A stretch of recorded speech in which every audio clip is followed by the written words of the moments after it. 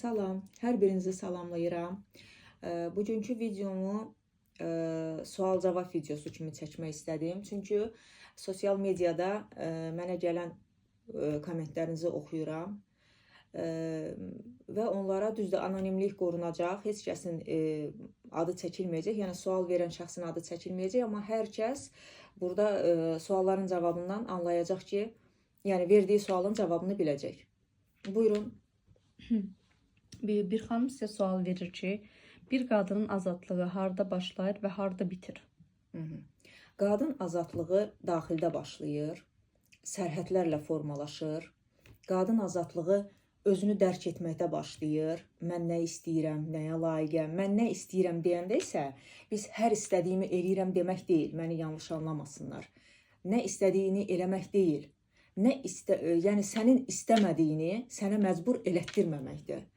Qadın azadlığının bitdiyi yerdə, yəni əlindən alındığı məqamda yox deməyi bacarmamaqdır və öz sərhədlərini qoya bilməməkdir. Yəni qadın yox deməyi bacarmırsa, sərhədlərini qoya bilmirsə, hər kəsə qarşı, yəni burada əks cinsin nümayəndəsi olması vacib deyil. Onda azadlıq bitir. Növbəti sualımızı oxuyun. Bunu da bir xanım verib bu sualı. Qadınların təhsil haqqı niyə bəzi yerlərdə hələ də müzakirə mövzusudur? Deməli, çox böyük təəssüflə deyə bilərəm ki, yəni dünya yaranandan bir çox yerlərdə, yəni çoxluq təşkil eləyir. Bir çox yerlərdə qadının oxumağı, inkişaf etməyi, yüksək vəzifələrdə olmağı nədənsə çox qorxudur insanlar, kişiləri daha doğrusu. Məncə bu sualı qarşı cinsin nümayəndəsinə versək daha yaxşı olar ki, nədən qorxursunuz? Buyurun, növbəti suala keçək. Sizə suallar ən çox qadınlardan gəlir. Yenə qeyd edeyim ki, bu sualda bir xanım verib. Qadının öz həyatı üzərində söz haqqı niyə mübahisə mövzusudur? Bunun da səbəbkarı yenə biz özümüz, biz qadınlarıq. Çünki bizlərə analarımızdan, analarımıza analarından, onların anasına, onların anasından və o axıra qədər gedir. Belə bir şey şuuraltı yeridilibdir ki, yəni bir qadın özünü idarə edə bilməz, onu kimsə idarə etməlidir, öz fikrini deyə bilməz, qadın susar, qadın oturar, yəni bu. Yenə özümüzük. Sonuçda günahkar biz özümüzük. Bu da sərhədlərimizi qoya bilməməyimizdir. Bu da bizə keçmişdən gələn bir, necə deyim, mirasdır. Növbəti sual oxuyun, zəhmət olmasa. Qadınların iqtisadi azadlığı onların həyatını necə dəyişir? Bu da bir xanımdan gələn bir sualdır. Çox şeyini dəyişir. Çox şey, həqiqətən çox şey. Çünki baxın, bir maddi azadlığı olmayan xanım ona edilən psixoloji və yaxud fiziki zorakılığa dözüb oturmaq zorunda hiss edir özünü. Dözüb oturmaq zorunda deyil. Amma onu o cür hiss eləyir. Əgər bir qadının maddi azadlığı yerindədirsə, o qadın təbii ki, ona yox deyə bilər və bir də bir şey var ki, qadının daxili gücü hər bir qadında var, onu hiss edən. Yəni, bəzən elə olur ki, maddi azadlığı olmayan qadın belə o daxilindəki gücü hiss eləyərək o zorakılığa dur deməyi bacarır. Amma bu çox az hallarda olur. Çünki insanlar özünü maddi azadlıqdan asılı vəziyyətdə hiss eləyirlər. Qarşıma bir bəyin sualı çıxdı. Çox Bunu maraqlıdır. səsləndirmək istəyirəm. Bəy yazıb ki, siz nə üçün kişilərə qarşı bu qədər aqressiya ilə yazırsınız? Səbəb nədir buna? Əslində biz kişilərə qarşı deyilik. Biz zorakılığa qarşıyıq. Bu zorakılıq kişilərə də oluna bilər, heyvanlara da oluna bilər, uşaqlara da oluna bilər, qadınlara da oluna bilər. Bunun fərqi yoxdur. Amma bütün bu dünyada bu zorakılığın ən çox hissəsini qadınlar təşkil edir. Yəni ən çox qadınlara zorakılıq olunur. Ona görə də mən qadınların adından danışıram. Yəni fərqi yoxdur. Hər hansısa bir kişi də zorakılıq görə bilər. Yəni necə deyim, insan olaraq onun da yanında ola bilərik, uşağın da yanında ola bilərik. Heyvanlara, çiçəklərə, güllərə əgər zorakılıq tətbiq olunursa, məsələn belə bir şey olmuşdu bulvarda şəkil çəkmək üçün, orada bir çiçək var idi, nəsə onu əzmişdilər. Mən ona da qarşıyam. Yəni belə, bizim sizlə bir işimiz yoxdur. Bir bəyin sualı yenə qarşıma çıxır. Xanımlar çoxdur, bəylər azdır. Bəylərin ən çox sualına cavab Aha. vermək istəyirəm. Deyir ki, sizin bu danışıqlarınız gənclərimizə, ən çox da xanımlara, yetkinlik dövründə olan qızlarımıza sizcə də mənfi təsir göstərmir? Yox, mən elə düşünürəm ki, yox. Niyə mənfi təsir göstərsin Yəni ki? onları daha çox azadlığa təşviq edirsiniz Baxın, kimi düşünürlər. Azadlıq tamam fərqli bir şeydir. Ümumiyyətcə mən azadlıqdan danışanda kişilər nədən bu sualları verir bilmirəm. Azadlıq deyəndə yenə mən bayaq da o sözü dedim. Nə istədiyini etmək deyil. Bir insanın istəmədiyini ona məcbur elətdirə bilməməkdir azadlıq. Yəni mən bunu deyirəm. Mən gənc xanımlara, gənc qızlara, yetkinlik yaşında olan insanlara, mən onlara deyirəm təhsiliniz olsun, yox deməyi bacarın, sərhədləriniz olsun. Yəni əslində bu daha gözəl bir şeydir. Yəni öz sərhədlərini qoya bilməyən bir xanım, yox deməyi bilməyən bir xanım, bu yetkinlik yaşında bir uşaq da ola bilər. Əslində bir çox şeyləri yaşaya bilər. Yəni pis bir şeyləri yaşaya bilər. Əli xanım, pis şeylər deyəndə nəyi nəzərdə tutursunuz? Bunu biraz daha geniş götürmək olar bu mövzunu? Əlbəttə, pis şeylər deyəndə mən indi dünyada ən çox, yəni qlobal bir məsələyə çevrilən qadın və uşaq alveridir ki, yəni cahil bir, təhsilsiz, cahil bir xanımı çox asanlıqla qadın alverinə qurban eləmək olar. Maddi azadlığı olmayan bir qadını, yəni hər hansısa bir kəlmələrlə, sözlərlə, yəni belə o yola təşviq eləmək olar. Özü də bilmədən gedib düşər. Mən ona görə deyirəm ki, qadınlarımız, qızlarımız oxumalıdırlar, təhsil almalıdırlar, maddi azadlıqları olmalıdır, onların işləməlidirlər, öz ayaqları üstündə durmağı bacarmalıdırlar, yox deməyi bacarmalıdırlar, sərhəd qoymağı bacarmalıdırlar. Qadınların susması tərbiyədir, yoxsa öyrədilmiş bir qorxu? Bu yerinə görə dəyişir, amma əksər hallarda öyrədilmiş bir qorxu. Yəni susmaq deyəndə, səsini çıxarmaq deyəndə baxır necə çıxarmaq. Yəni bu öz hüquqlarını qorumaqdırsa, dur deməyi, yox deməyi bacarmaqdırsa, yəni bu o zaman tərbiyəsizlik hesab olunmur. Bir xanım sual verir. Biraz argo kəlmələrdən istifadə edib. Mən daha dərli toplu verməyə çalışacağım sizə sualı.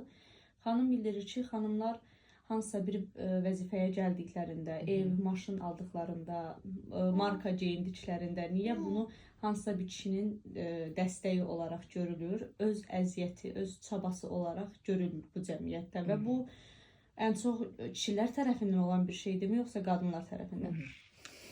Bu hər ikisi tərəfindən olan bir şeydir. Əgər bu xor görmə deyək, xor görmə qadınlar tərəfindəndirsə, təbii ki, bu bir qısqanclıqdır. Mən bunu ancaq bu cür deyə bilərəm. Çünki hər bir qadının içində bir potensial var, bir işıq var. Uşaq da bunu dəstəkləyir bizi bu gün. Yəni hər bir qadının içində özünə aid bir potensialı var. Onu üzə çıxara bilməyən qadın, kənarda onu üzə çıxarıb, hər hansısa bir səviyyəyə qalxmış qadına baxıb, o sözü deyirsə, o ifadəni işlədirsə, demək ki, bu içində olan bir qısqanclıqdır. Yox, əgər bir kişi deyirsə, kişilər özünü o qədər yüksəkdə görürlər ki, hər hansısa bir qadının o yüksəyə çatacağını, yəni görmürlər, düşünmürlər. Ona görə də əgər bir qadın o siz deyən vəzifəyə çatırsa, kişilər düşünürlər ki, mütləq ki, orada bir kişinin əməyi olmalıdır deyə düşünürlər. Mali xanım, bir sual da mən sizə vermək istəyirəm. Hal-hazırda sosial şəbəkədə bir bəy var, məşhur yazıçıdır. Sualı verəndə, bilinəndə, səsləndiriləndə bilinəcək ki, kimdən gedir. Mən sadəcə adını çəkmək istəmirəm, reklam kimi olmasın. Deyilir ki, evində bir kişinin sözünü götürmür, boşanır 100 kişinin sözünü götürür. Mən bu tip səsləndirməni eləyəndə kommentlərdə də biraz sərt şəkildə cavab bildirirəm. Mənə çox mənasız gələn bir fikirdir. Siz nə düşünürsünüz bunun haqqında?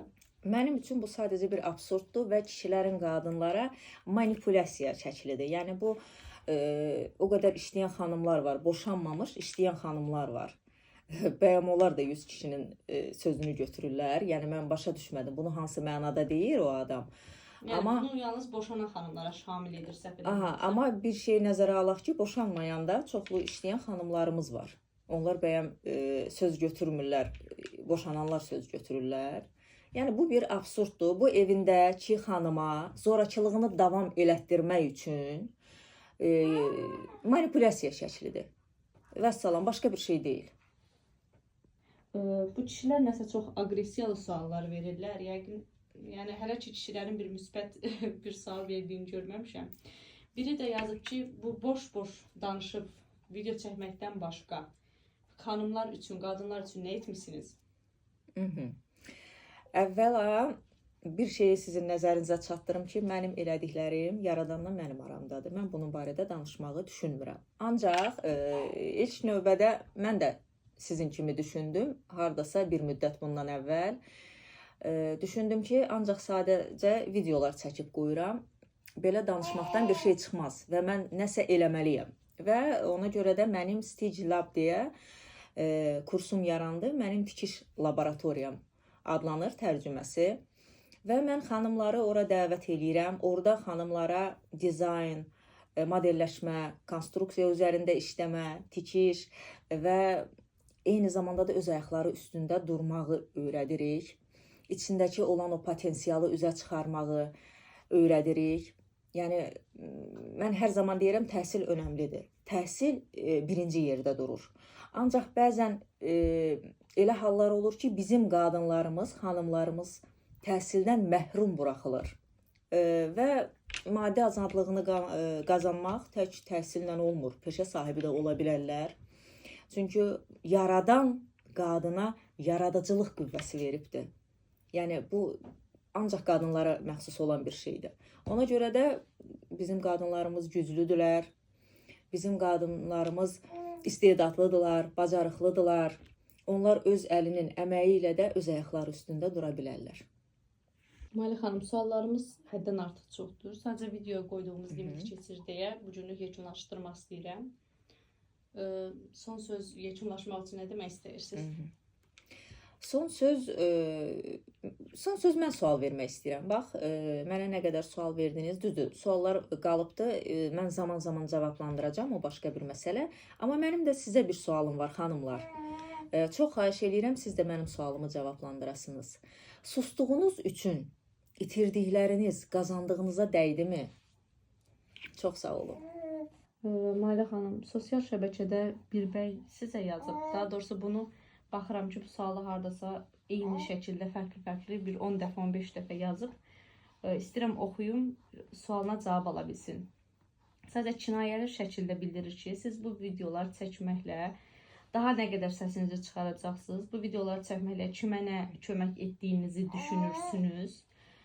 Gülücük emojiları. Siz buna nə demək istəyirsiniz? Bizdə balaca bir qız var. Hərdən onun səsi gəlir. Mənim səsimi çıxaracağım YouTube kanalının ilk qonağı Yıldız xanım olub. Yıldız Kanışmaq, bioenerji uzmanı, trener, psixoloq Yıldız Kanışmaq. O orada çox gözəl bir hekayə danışmışdı. Dəniz ulduzunun hekayəsini. Bir nəfər dəniz ulduzunu götürüb dənizin kənarından yığıb suya atırmış. Bir başqası ona kənardan görüb və deyib, sən nə edirsən belə? O da dəniz ulduzları sudan kənara çıxanda ölürlər. Onları qurtarıram deyə cavab verib.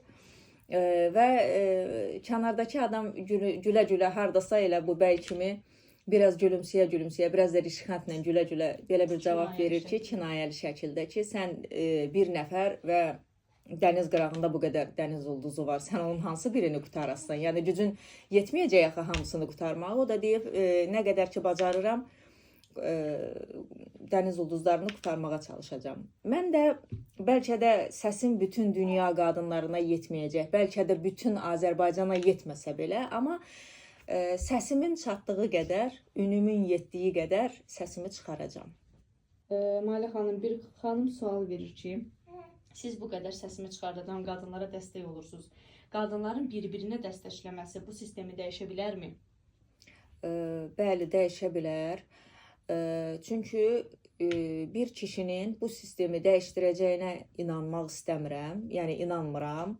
Çünki bu sistem ən çox kişilərə sərf eləyir. Qadın qadının yuvasıdır. Türklərin çox möhtəşəm bir sözü var. Qadın qadının yuvasıdır, yurdudur. Bəli, bu sistemi qadınlar bir-birinə dəstək olaraq dəyişə bilər.